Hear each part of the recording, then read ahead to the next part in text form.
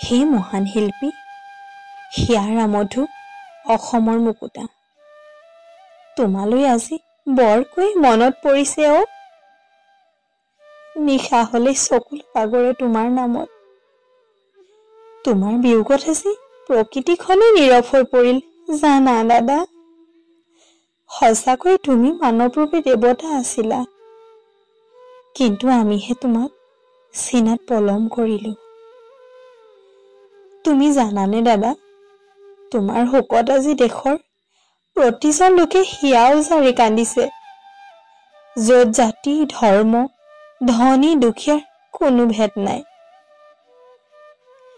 তাতোকৈ আচৰিত কি জানা দাদা, কুকুৰ গৰু ঘোঁৰা চৰাই ইহঁতেও তোমালৈ চাই চাই ৰৈ ৰৈ বিনাইছে।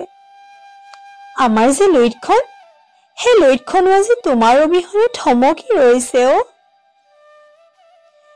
তুমি যে কৈছিলা তোমাৰ উপস্থিতিত জনসমুদ্ৰ বৈ, সঁচাকৈ দাদা আজি তোমাৰ বিদায় ক্ষণতো কোটি কোটি মানুহৰ সমাগম হৈছে। দেশী বিদেশী ৰজা প্ৰজা মহাৰজাৰ সোঁত বলিছে। তুমি দেখা হলে বৰ সুখ পালা হয়, কিন্তু তুমিতো গলাগে আমাক সকলোকে নিথৰুৱা কৰি।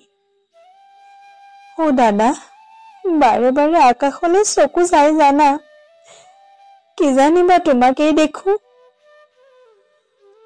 আকাশৰ তৰা হৈ আমাৰ মাজত জিলিকি থাকিবা সদায়, চৰাই হৈ গীত গাবাহি। তুমি যতে আছা কুশলে থাকা।